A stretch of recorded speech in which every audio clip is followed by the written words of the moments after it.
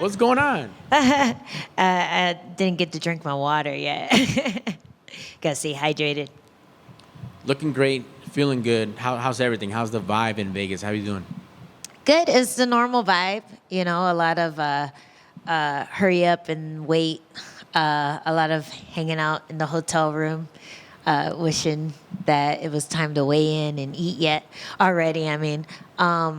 But yeah, the vibe's been chill. Everyone on the fight card seems really happy to be here, and I think that's always the case when you have a card like this. Where there's a lot of people trying to make names for themselves. This is one of those cards where you see a lot of up and comers just kind of bursting onto the scene, and that bonus is up for grabs. So everyone's kind of feeling themselves right now. For sure. And it doesn't hurt to have a established fighter, a young veteran, if you will, to kind of, carry the card also and have some name recognition on that main card. How does it feel that the UFC recognizes that? So does ESPN Plus, that they put you on there to lead into the main card because they know that you and Luan are going to probably, bring down the house. Yeah, I've been calling it in my head the people's co-main event, but I think it's gonna be a crazy fight, and the way that she fights, the way that I fight, I think it's a recipe for a slugger, for a barn burner of a scrap, and the girls always bring it too, or at least some girls bring it. But I think they put a lot of faith in us bringing it, and that's kind of how I expect the fight to go already. I know I'm going to come forward, and she is too, so we're just going to crash in the middle and see what happens. Excellent. Can't wait for it. And you kind of beat me to the punch. When you saw that name come across on the contract, any hesitation to sign? Were you excited to say, "Oh, we're gonna mesh well. This is gonna be fun"? Yeah, there was a little hesitation just because I had just met her a few weeks ago, and she was planning on moving or to San Diego, I think, or just coming out to train a bit. And so that part always sucks because you get to meet the person before you punch them in the face, and you're like, "Ah, they're nice."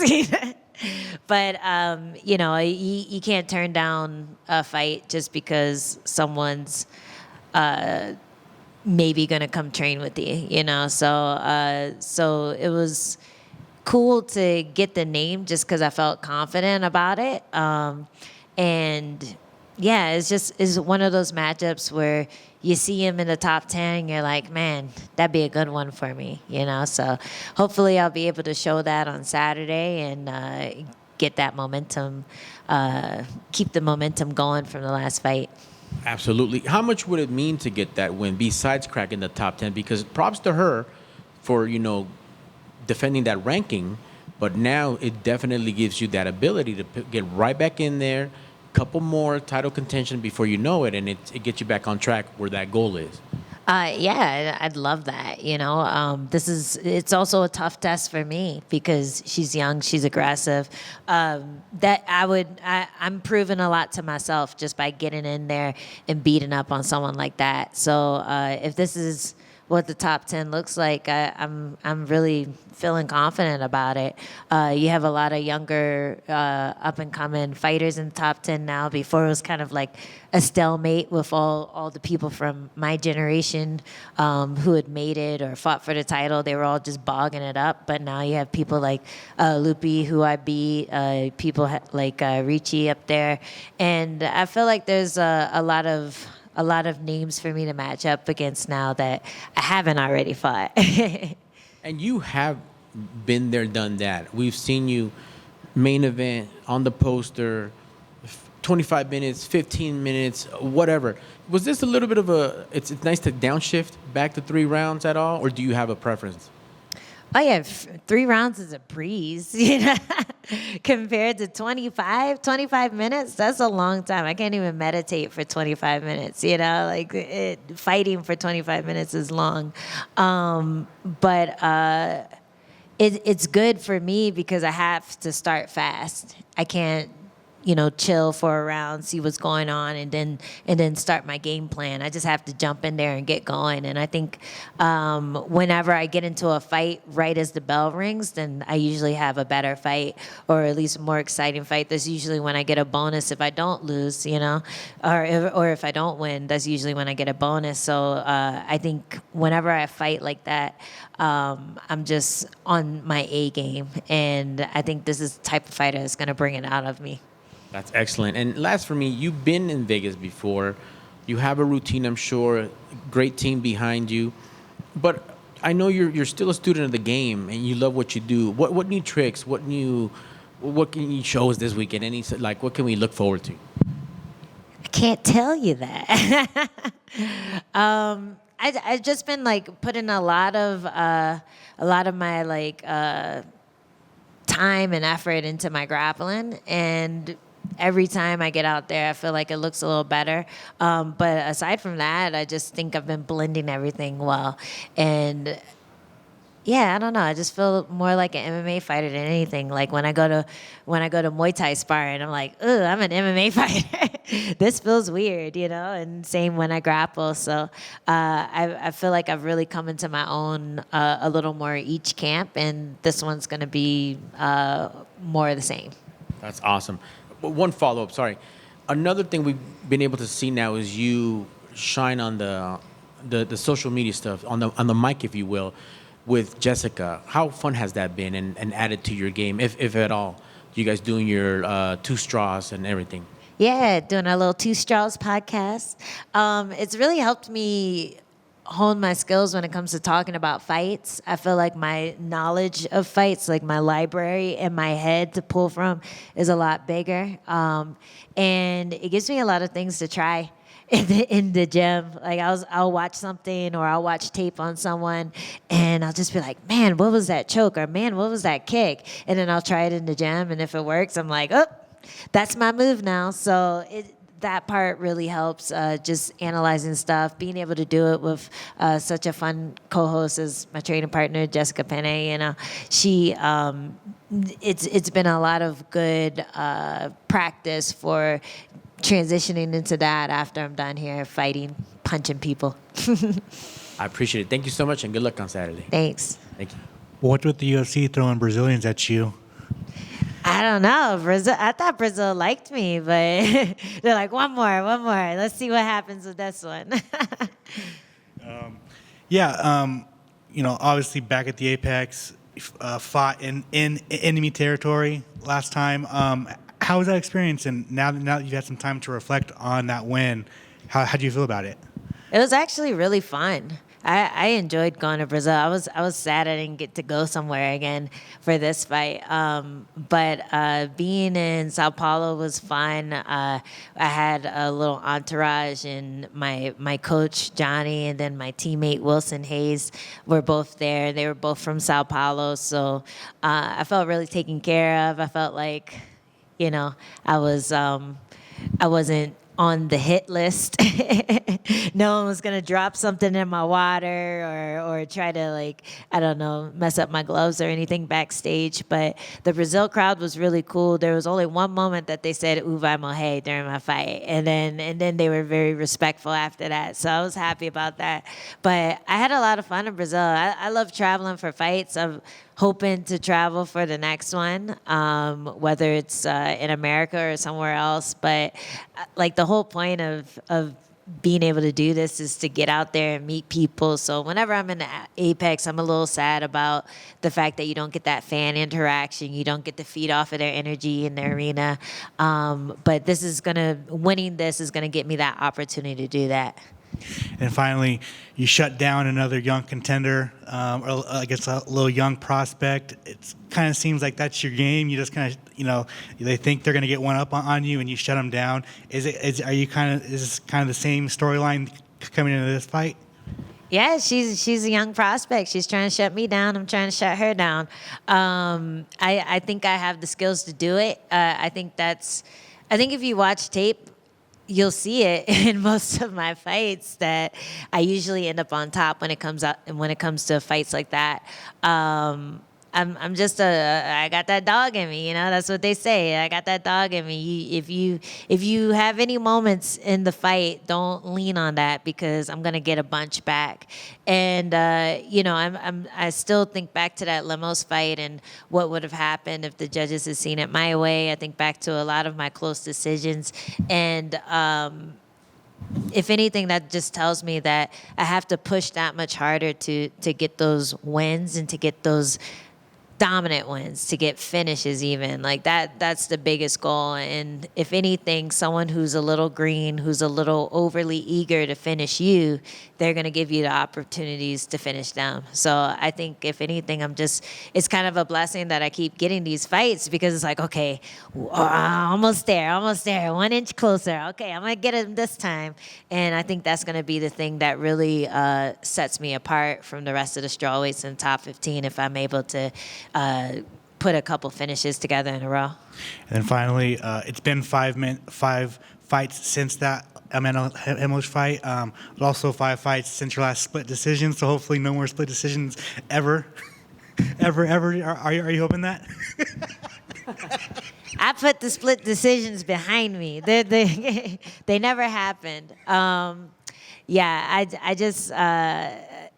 It's something that I can't focus on. It's like the rankings. It's like you know, whatever. I can't focus on things I can't control. What I can control is being dominant or trying to be dominant, being active, being aggressive, not sitting back when there's a lull in the fight or taking advantage of those moments, changing things up.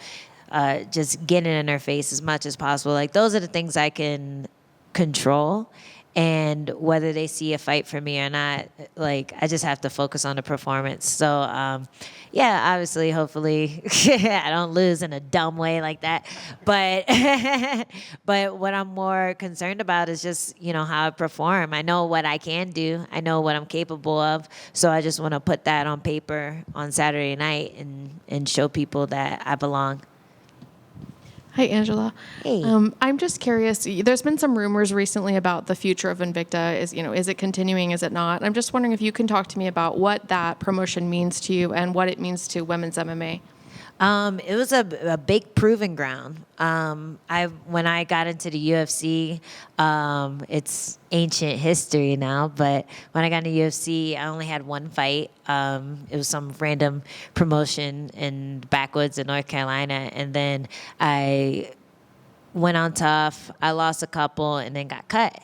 Invicta scooped me up right away, and because it was such a proving ground, I remember back when I would look at what internet trolls say, everyone was like, oh, she's going to do horrible in Invicta. She's going to suck in Invicta. And I was able to win 4 in a row, get the title, and get back into the UFC. So I feel like the road to come back into the UFC would have been a lot harder if it wasn't for a promotion like Invicta. Every fight is an all-female card, and you get a lot of top contenders on there just because of that. So I feel like it was a really important promotion. We haven't really seen them put on as many shows recently. I hope someone snatches them up and gives them a lot of money to keep doing that, because it was a really important show when I was coming up. It was important before Tough too, because strawweights weren't in the UFC. When I got on Tough, I was like, oh man, this Invicta fighter and this Invicta fighter are on the show, you know? So I was kind of starstruck just because that was the only exposure I had to female fighters. So I feel like they can keep using that to keep the show going. I'm working for Cage Warriors right now, and they do a similar thing with the UK fighters or with the fighters in Europe, and they have that long history like Invicta does. So I'm hoping Invicta stays active and keeps doing what they do, because that's how you're going to get better and better women in the UFC and in other promotions, by having that proving ground where they're just putting fights on and a bunch of chicks get to fight each other and see who comes out on top. And last and most important question for me, man or bear? Have you heard it? No. Question?